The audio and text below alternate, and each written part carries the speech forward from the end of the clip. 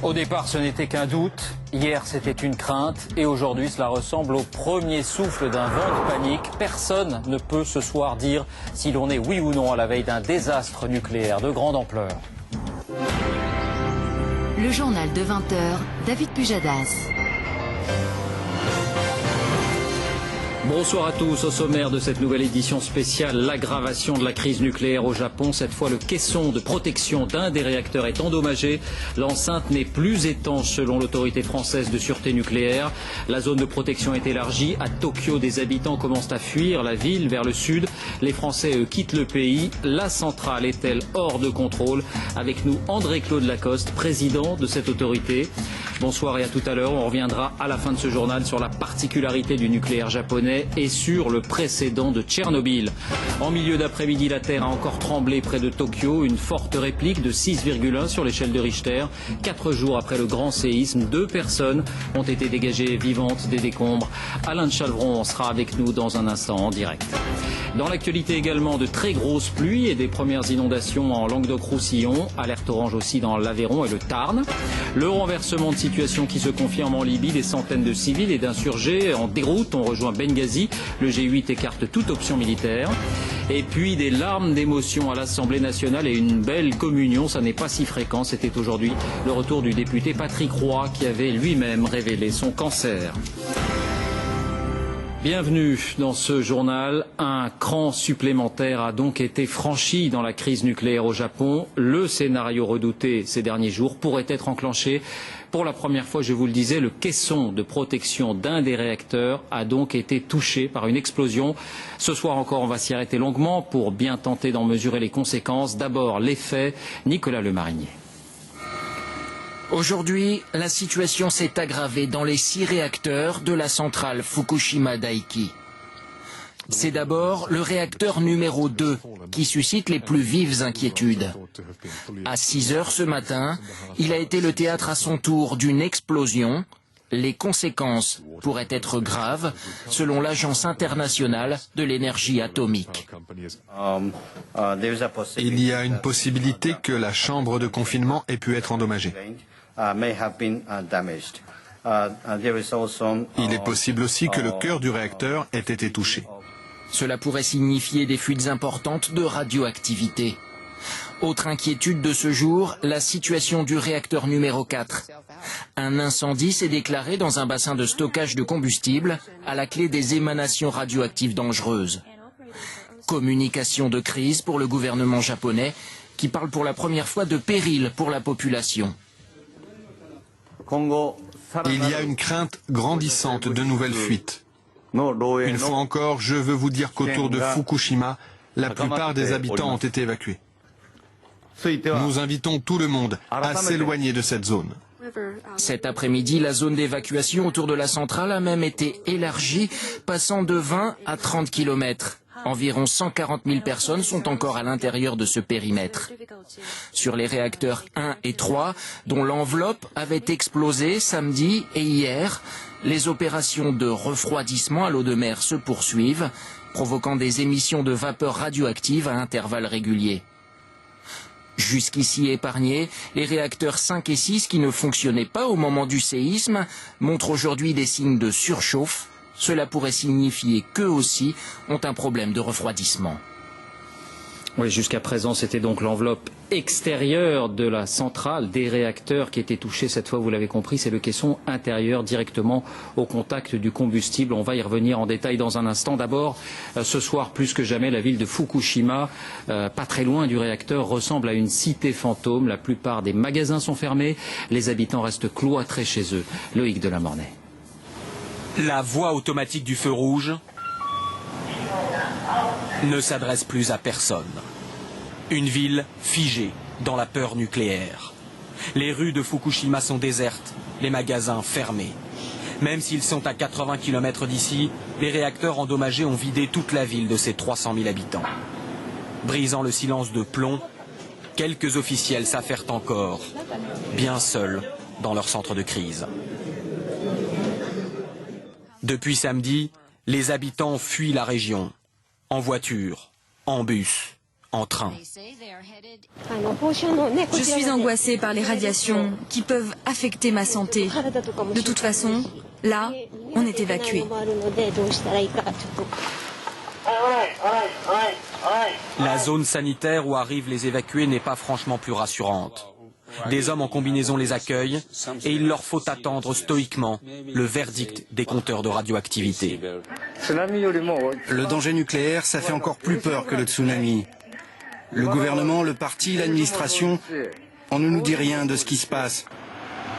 Dans la région résident encore quelques expatriés français joints par Internet, mais la peur est là et le choix si difficile à faire. Ça fait 3 jours que j'envisage de partir et que je suis encore là. Je dirais j'ai un dilemme. J'ai ma fille et ma famille en France et ma femme au Japon. Donc c'est pas facile de faire le choix. Gymnases et écoles voient débarquer de plus en plus de réfugiés. Ici n'est pas forcément mieux que là d'où ils arrivent, car en cas de fuite radioactive, rien ne pourra leur garantir la protection absolue. Et cet après-midi, la compagnie qui exploite la centrale de Fukushima indique qu'elle envisage de verser de l'eau par hélicoptère pour tenter de refroidir les réacteurs. Le ministre de l'Industrie français, Éric Besson, évoque le scénario du pire. La Commission européenne, elle évoque une situation d'apocalypse. Alors on revient précisément sur ce qui s'est passé. Bonsoir Nicolas Châteauneuf, vous nous avez rejoint. C'est donc sur un 3e réacteur que se focalise toute l'attention. Oui, depuis le tsunami, David, tous les yeux sont tournés vers les réacteurs 1, 2 et 3. À juste titre d'ailleurs, puisqu'on a beaucoup de mal à les refroidir et qu'une partie de leur cœur est entrée en fusion. En plus, les bâtiments des réacteurs 1 et 3 ont vu leur toit exploser de manière spectaculaire. Mais aujourd'hui, c'est vraiment le réacteur numéro 2 qui suscite le plus d'inquiétude. Alors qu'est-ce qui se passe? Eh bien, à l'intérieur même de la cuve en acier où se trouvent les barres de combustible, le niveau d'eau en fait a dramatiquement baissé. La température a alors augmenté.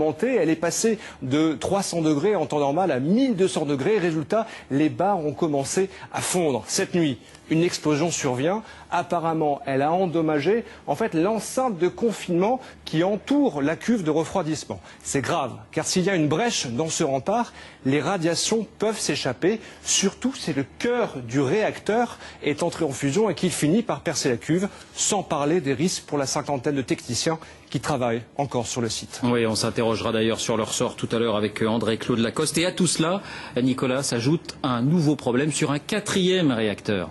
Oui, ce matin, une explosion a touché le bâtiment du réacteur numéro 4 et a endommagé notamment la piscine où on entrepose le combustible usagé. Alors le réacteur lui-même était en maintenance au moment du séisme, mais l'explosion a vidé la piscine qui ressemble à celle qu'on trouve par exemple en France, qu'on voit ici, et un incendie a touché le combustible usagé qui était stocké à l'intérieur, libérant de fortes doses de radioactivité. Alors on parlait tout à l'heure en effet d'hélicoptères, en fait on les utiliserait pour remplir à nouveau la piscine et la refroidir.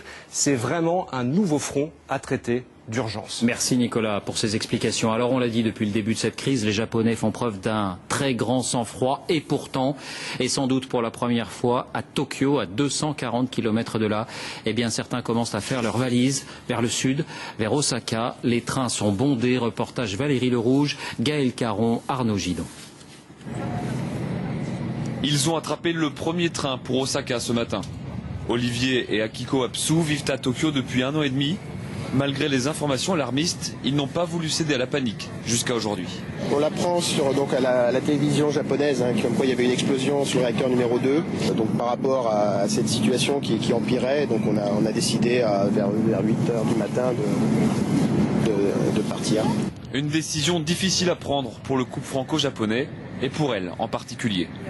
C'est sorte d'inquiétude et aussi je ne voulais pas quitter ma ville natale où ma famille reste et c'était très dur de partir. Et ils ne sont pas les seuls à descendre en gare d'Osaka. Beaucoup d'expatriés européens ont fui le nord du Japon, comme cette Allemande, agacée par le manque de transparence du gouvernement japonais. On a décidé de partir parce que les informations qui nous viennent sont inquiétantes et confuses. On ne sait pas ce qui est vrai et ce qui ne l'est pas. Il faut lire les journaux allemands ou étrangers, sinon vous ne savez rien si vous ne parlez pas le japonais. Beaucoup d'entre eux vont s'installer à l'hôtel ou chez des Japonais sensibles à l'inquiétude des étrangers. Bien. On va chez monsieur, c'est le patron de mon mari. Il vit ici, donc on a décidé de venir ici. Et en plus, c'est un aéroport international. Donc on va pouvoir trouver un vol rapidement. Cette Italienne, elle repart à contre-cœur, mais il y a des priorités. Ma famille est si inquiète à propos de la situation. Ils veulent que je rentre, donc je repars à la maison. Après la recommandation de l'ambassade, cette fois ce sont toutes les grandes entreprises françaises basées au Japon qui ont donné la consigne à leurs salariés de quitter le nord du pays. Mais qu'ils soient de LVMH, Valeo, L'Oréal, la plupart a tout simplement décidé de rentrer à Paris dès demain. Bonsoir Alain de Chalvron, vous êtes notre envoyé spécial à Tokyo. On vous retrouve ce soir encore en direct. Vous partagez le quotidien des Tokyoïtes depuis plusieurs jours et vous avez constaté qu'ils vivaient au rythme des vents qui portent ou qui éloignent le nuage de particules radioactives. Oui, vous vous doutez bien que les Tokyoïtes vivent les yeux rivés sur la télévision avec deux centres d'intérêt, les nouvelles qui viennent de la centrale et qui sont souvent mauvaises et surtout pas très crédibles, et puis la rubrique météo, c'est la plus importante, c'est la plus objective. Effectivement, leur sécurité, la sécurité de cette agglomération de 35 millions d'habitants dépend des vents. Hier, catastrophe, les vents venaient du nord, c'est-à-dire qu'ils poussaient ce nuage radioactif qui n'est pas très important, c'est pas de Tchernobyl, mais enfin c'est tout de même inquiétant, ils le poussaient vers la capitale. Et là, immédiatement, on a vu la ville se transformer, beaucoup moins de monde dans les rues, les gens ont commencé à mettre des masques et surtout, ce qui ne trompe pas dans un pays où on voue au travail un véritable culte, les gens ont séché le boulot tout simplement. Soulagement dans l'après-midi, le vent avait tourné, se dirigeait vers le Pacifique. Le Pacifique, c'est 4-5 000 kilomètres pour que les particules radioactives se dispersent. La ville a poussé un énorme ouf de soulagement. Alain de Chalvron à Tokyo. Merci Alain. On vous retrouve tout à l'heure pour évoquer cette nouvelle et forte réplique qui a secoué l'agglomération il y a quelques heures. D'abord un mot du sort des Français. On l'a entendu, l'ambassade conseille de quitter Tokyo à titre de précaution. Ils sont de plus en plus nombreux ces dernières 24 heures à attendre une place à l'aéroport. Audrey Richier, José Boulestex. Un vol entier réservé aux Français de Tokyo, priorité aux femmes et aux enfants. Cet après-midi, ils sont près de 300 à avoir quitté la capitale japonaise à bord de l'avion de la sécurité civile française. Avant de partir, cette famille a beaucoup hésité. Lui est français, elle, japonaise. Je pense quand même que le Japon, malgré les problèmes qu'il y a en ce moment, c'est les résoudre. Mais je crois que cette fois-ci, c'est un trop gros problème pour eux. Au même instant, à Roissy, un vol en provenance de Tokyo atterrit. À son bord, plusieurs Français et parmi eux, Julie Mathieu. Grâce à Internet, nous suivons cette jeune fille au père depuis vendredi dernier. Ce matin, les répliques et la crise nucléaire l'ont poussée au départ. J'ai pris la décision en une nuit, 5 heures du matin, réveillée par une secousse. Et 1 heure plus tard, j'étais à l'aéroport. Cet habitant français de Sendai, lui, tient bon. Confiné dans sa maison avec femme et enfants, il n'envisage pas le rapatriement pour l'instant. Comme je vous dis, je ne veux pas trop céder à la panique. J'ai des amis japonais qui sont pas si inquiets que ça. Il y a encore plus de 2000 expatriés dans l'agglomération de Tokyo. Le gouvernement français a conseillé à ses ressortissants de quitter la ville par précaution. Quant au détachement de la sécurité civile arrivé au Japon, eh bien les hommes se préparent à leur mission. Nos envoyés spéciaux Arnaud Comte et Tristan Lebras étaient aujourd'hui à leur côté. Ils ont aussi constaté ce changement d'atmosphère à Tokyo. Voici leur reportage. Dans ce quartier populaire de Tokyo, le commerce de M. Fuji Mitsuo a été dévalisé en quelques heures à peine. Regardez le lait, il n'y en a plus. Des denrées de première nécessité quasi introuvables aujourd'hui. Là, c'était la viande et le poisson. On manque déjà de riz. Les gens ont peur, donc ils stockent les aliments chez eux, à la maison.